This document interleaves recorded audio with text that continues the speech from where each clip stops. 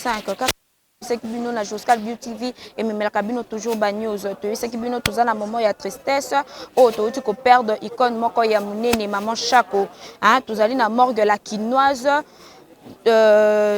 si cornaillé et kozala exposé pour quelques minutes et puis ekokende bisika oyo momoli moné ekopé manakimia en fait tokozwa bino ba temps mingi vraiment te kaka ndenge toyebisaki bino na Joscal Beauty TV et ko présenter bino ba artistes comédiens tokozwa moi quelques artistes comédiens oyo bakolakisa moi bakopesa moi quelques maloba pona moment ya suka oyo bauti ko perdre oyo azali maman pe azali conseillère oyo azali vraiment icône moko ya munene.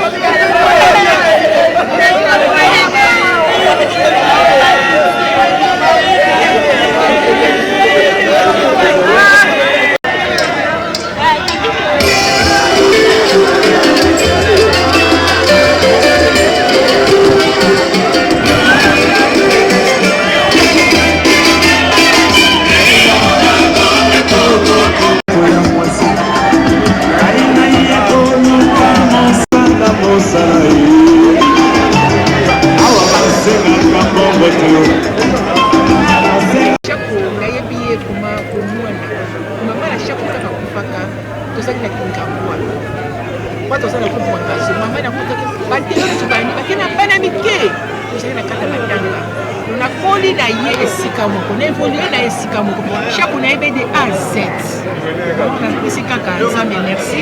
La dégagée a fait mal kimia. En tout cas, le lot se trouve pas ces salités. À qui des madame. Tu as la pose à ta main. C'est bon,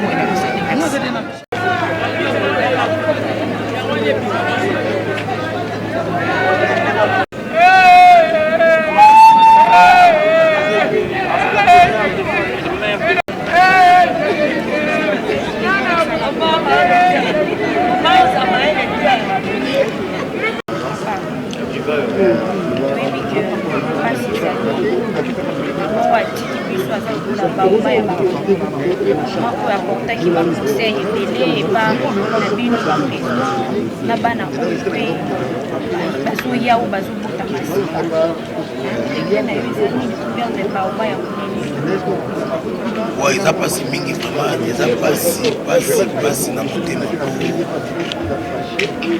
Icône beaucoup kende boy. Chance, ils ont la kakake.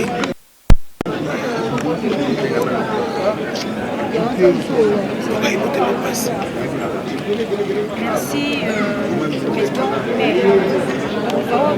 vraiment, il y a par rapport, il y a chaque mort, les artistes, les c'est ça qui m'arrive.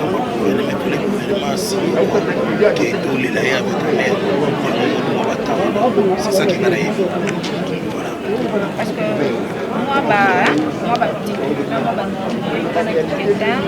des familles où il y a maman chapeau, on a des artistique, nous avons moi, mes attentes, où a confié à Zande pour la bino, famille maman chapeau, la famille artistique, on a mes attentes, on a bien monté.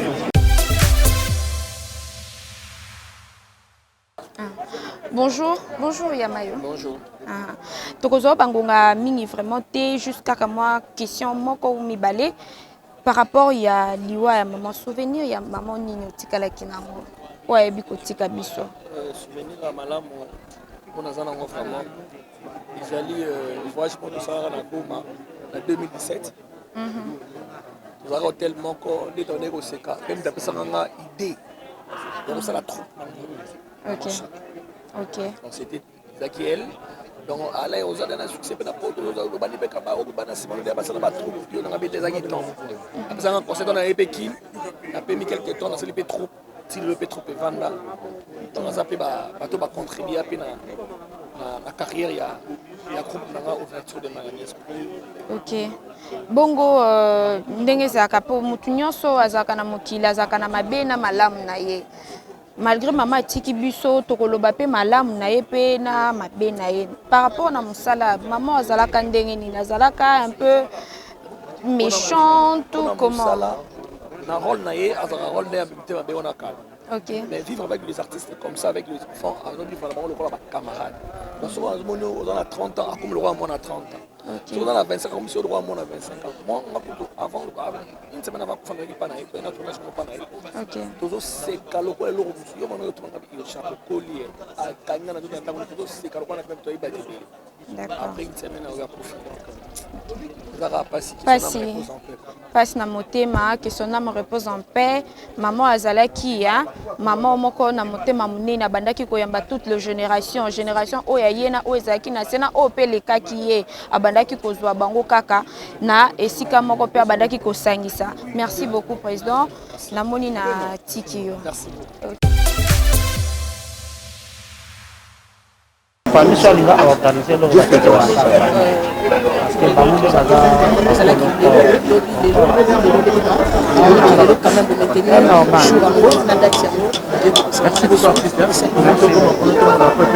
oui, ça les sur le papier parce que c'est au mois de compromis il y a corps et maman chapeau et voilà et on peut voyez pour tout développer dans dernier demeure on arrive voilà et ndenge oyo ezokuma lelo to na ndenge penza bosalaki programme na maman chapeau de lema penza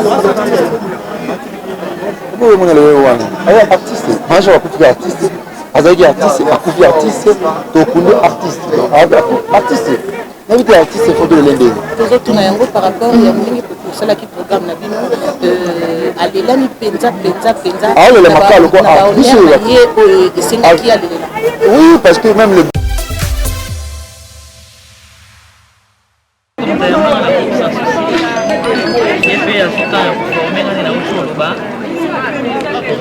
tozali mpe na tournage ya suka oyo tozosala na sila tournage ya suka totourna ina tozosala na bilo ya sila na sp na banda opesaka biso baconseil ndeni tokozala ndeni tokosala mosala tolinga mosala na biso banda bango mingi lingaka mosala na yo olingaka mosala na yo explique mosala na yo na eloko na retenaka mamasiko yango wana mpe na droit na ye mingi nazotetana olakisa ngai omanganga te naza mama se nakola bacamarade na ye bacamarade donc topere le mot de la fin okoloba na batelespectateur oyo bazolanda yo famille moko ya consommation to bon napesi merci kaka na bafani na biso oyo basutena biso mpe baza na mawa mpona biso napesi mpe merci na famille ya mama chako napesi mpe merci na baorganisateur nyonso oyo basali ke makambo eleka na kimia napesi merci na bato nyonso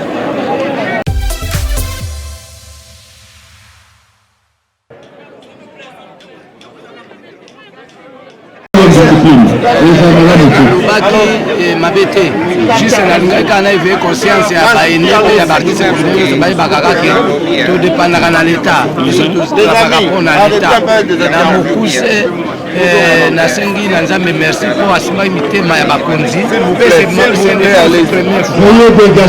première fois mama waso mpe l'état akundaka l'état mpe akundaka merci beaucoup. Comment c'est réparti? Tout ce que tu as dit, il a dit chez comment c'est réparti?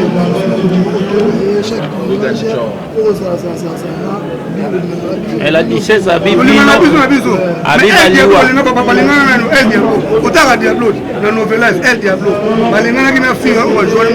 Alobi baptiste bozo kufa po impédicité za makasi epa na bino bi bana mikie ye pas impédique.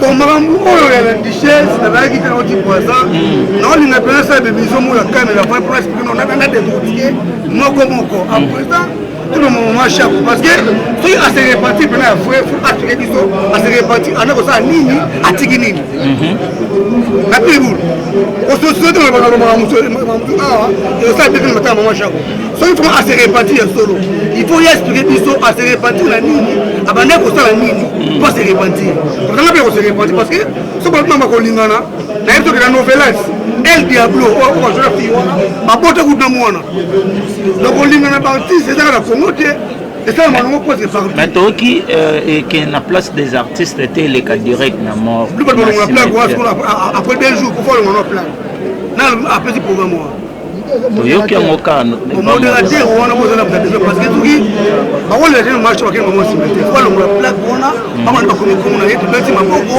on est artiste ekei soki osali le contraire nango sekisa Mama Chapo, ye wana azali awa. Omoni bambi pembe. Ngalufa. Nous sommes ensemble. Bon, il y a des choses ensemble, mais puis au niveau de la polémique, on n'a pas vu. Mais non, c'est pas bien ça. C'est pas bien ça. Vraiment. Tout le monde champion rapidement. Souvenir la bien Macha Bazala qui compétente. Macha Kwaza n'a remercié tous les comédiens, toutes les comédiennes, la famille artistique, vous allez voir, que vous comprenez maman en tout cas. Merci.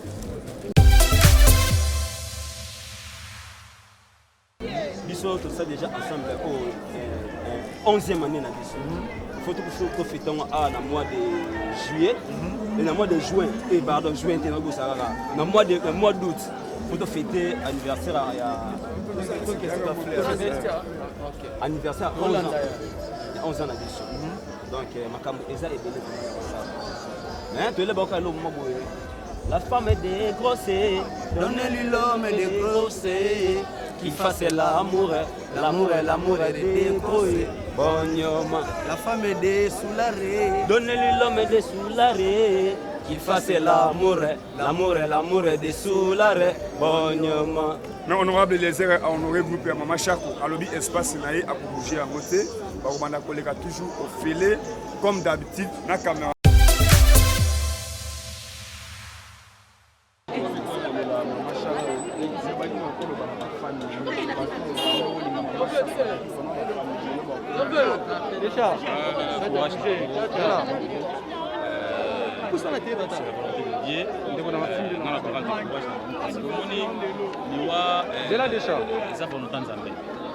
kama mutakufaka ezaka mpasi epa nzambe okoti mokama donc tokotyaka te tokendaka makambo ya kobaka tokira makambo eza molemo ekoki nango et vendredi de soit fête. Voilà, alors il y a les artistes qui na mboka na biso sûrement ozwaki mwa chance ya koyoka eloko nini esala atanga mama nalando certaines personnes baloba famille bato mosusu gouvernement mosusu chaque Congo, qu'est-ce qui s'est passé? Les organisations.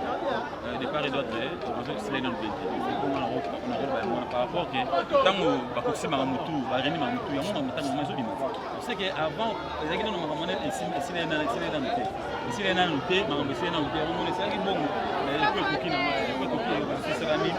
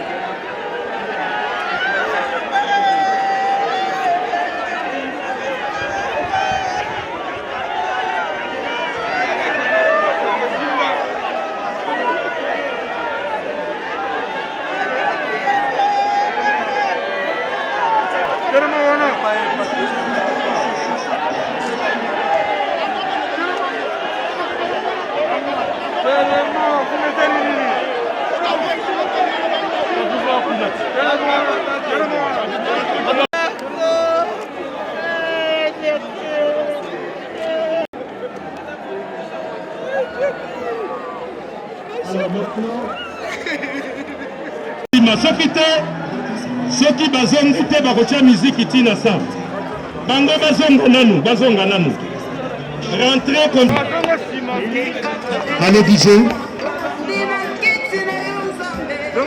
mitindo ya bakonzi soki toza kokoba na désordre boye tobengi corbillard azwi ebembe tokei cimetière soki boza na bolingo ya mama Chako représentant ya ministre ya culture ministre ya santé azali awa représentant ya hôtel de ville azali awa d'heureuse mémoire. Et là ensuite, œuvré dans plusieurs troupes théâtrales, à savoir le groupe Mangobo en 1975, le groupe Nzoï et les Curie Maloba en 1986, le groupe Sans Souci d'Afrique en 1991, où elle a assumé la fonction de conseillère artistique. Femme dynamique, elle a créé son propre groupe dénommé Okapi d'abord et qui deviendra ensuite Académie des Stars et Ballets en 2006 et qu'elle va diriger durant ces 15 ans. Puis l'Académie des Stars et Ballets va devenir Académie des Stars internationale. Membre effective et active au sein de l'Association nationale du théâtre populaire et cinéma, ANTPC en sigle, elle était conseillère. Mais également, elle était membre et vice-présidente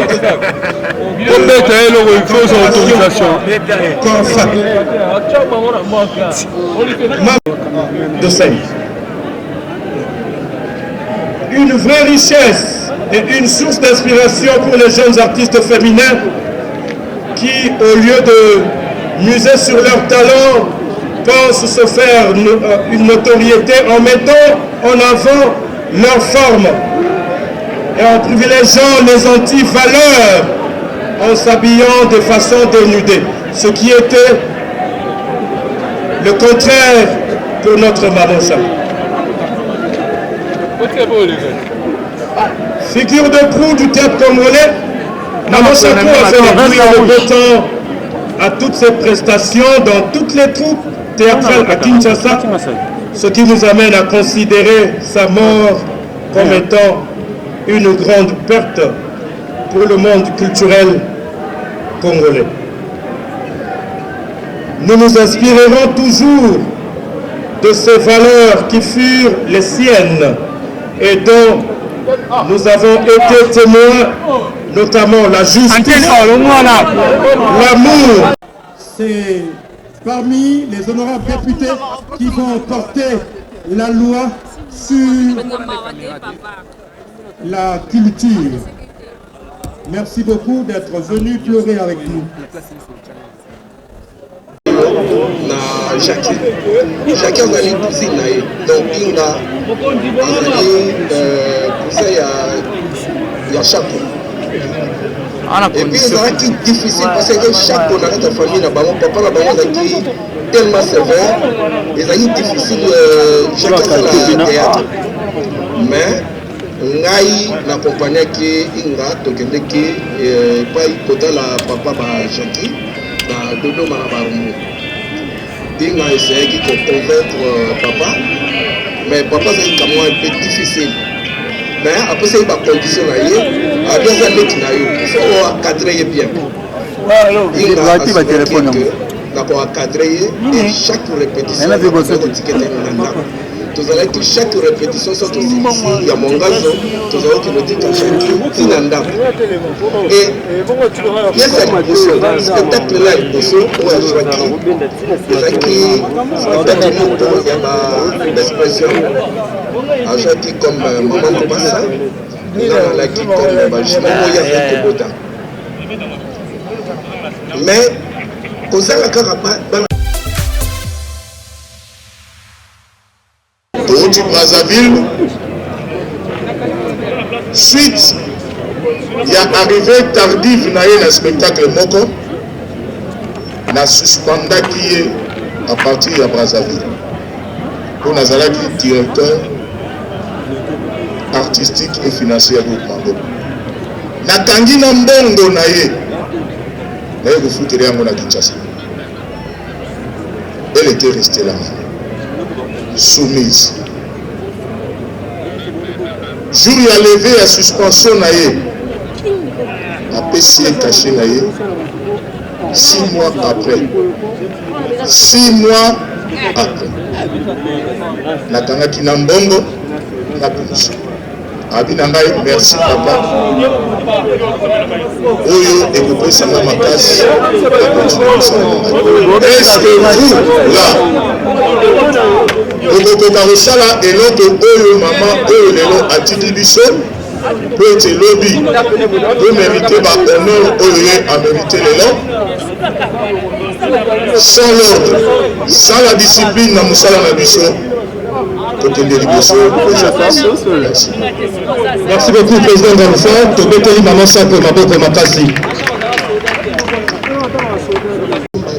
Yoko kozoela okende ndako ndenge nini ngabi te noko tikana kende na ndako alobi atovanda no moke osela nanga kamwa ngai na Thomson Tolia ko lamba na libondo ngabi okonyokola nga bopona ni tango mabele lisi ya mabele lisi tanga komi akangi ebemba mabele lisi babi yo nani alobi ezanga motetela ngande moto nakangi ebemba ya mabele lisi yango nazomba batetela tu bavandi bayebi nde nazali awo nakolobela ote kwa bino moko mitema boza wana boyebi bino batete po ya lali aza noko na nga ngana chapo omoni chapo alaki moto abandolinga bozoba te surtout makambo mosala te yaki abandolinga makambo bozoba te omo ata mosusu ye moko afanda motema mokuse asiliki nga biso ko osiliki osala nga mpe motema mokuse lokoyo yo oza noko na nga alemisaka kasi olobi oza noko na nga olingina funda nga bi ofunda nga ebanani ngabi boli kambote to bande ozana biso bien na ba mari pendu to etu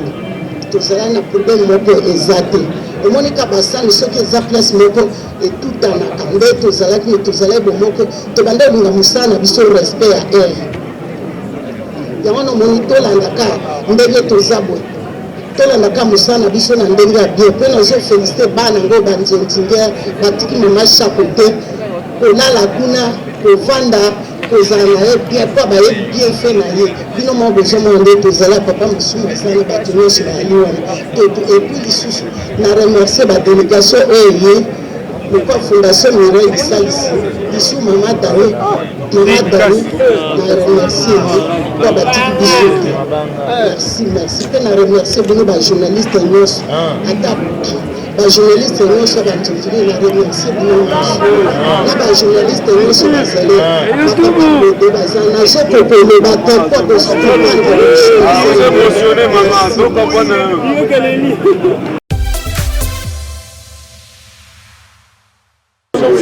Présenté par Maman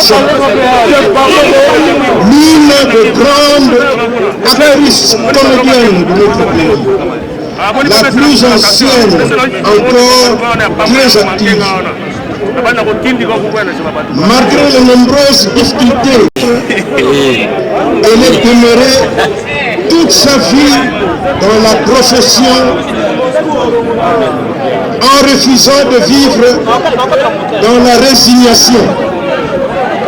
Femme battante, elle a beaucoup milité pour la transformation positive de nos conditions socio-professionnelles, afin que nous sortions de l'état de précarité dans lequel nous vivons, nous les artistes dramatiques congolais. Et cela depuis plusieurs années. Raison pour laquelle nous luttons dans l'ANTPC, l'Association nationale de théâtre populaire et cinéma, depuis plus de 20 ans, où elle a assumé avec brio ses fonctions de chargée de social au comité national jusqu'à sa mort. C'est donc malgré elle qu'elle est obligée d'interrompre brusquement et définitivement son apostolat, consacré entièrement à la conscientisation de la population sous fond de bonne humeur dont elle tenait seule le secret. Oui, depuis l'âge de 15 ans, Mama Chako a passé la plus grande partie, si pas toute sa vie professionnelle, dans le domaine de la culture et des arts, particulièrement au théâtre et au cinéma. Convaincu du rôle combien important que l'art dramatique et le cinéma congolais ont à jouer pour transformer positivement notre société en vue de son développement intégral, Mama Chako aurait sans nul doute souhaité être encore de nôtre, surtout à l'étape actuelle décisive de la marche du pays. Mais le maître du temps et des circonstances en a décidé autrement. Que sa volonté soit faite. Toujours derrière le rideau où elle se trouve, où elle nous lorgne, elle me souffle de rappeler notre refrain de tous les jours, celui de savoir pourquoi les différents gouvernements et les différentes législatures qui se sont succédées depuis l'indépendance de notre pays.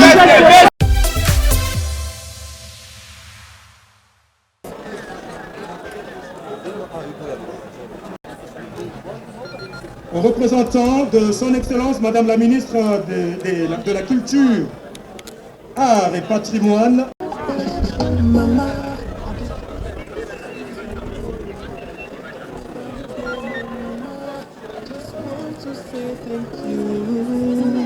Monsieur Siko Ngalula Ependa Ngalufa,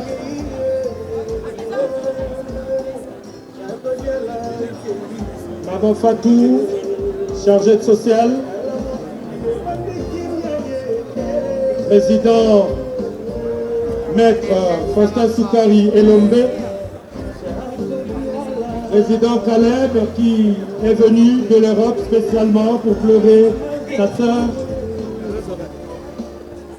Et là, nous pouvons retrouver les figures de proue du théâtre populaire congolais. Sundiata, Shaba, Mama Bipendou, Tito Pika, Mama Bolingo, Mama Pembele, Mama Linga Inconsolable.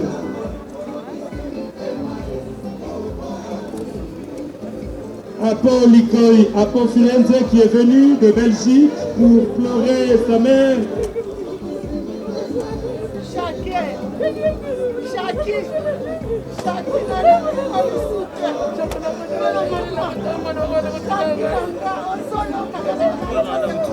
Kabamba Bassassi, ainsi que tout le monde. Merci pour ce témoignage d'amour envers Maman Chako, votre collègue.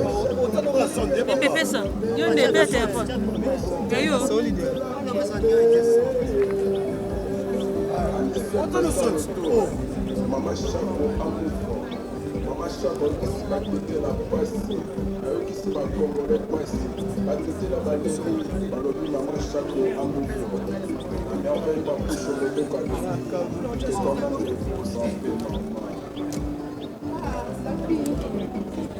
Voilà, ça sera tout. La grande famille à NTPC. Simona Bango Nasengi Babongama. Souviens-toi de nous, papa. Ça sera tout. Protocole, s'il vous plaît.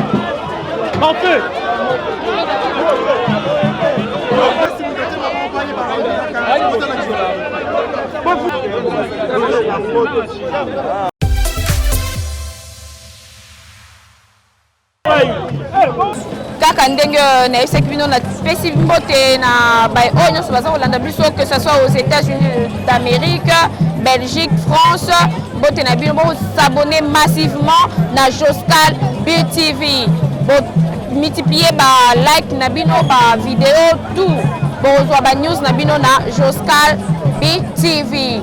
Moi je vous dis déjà bye bye, à la prochaine.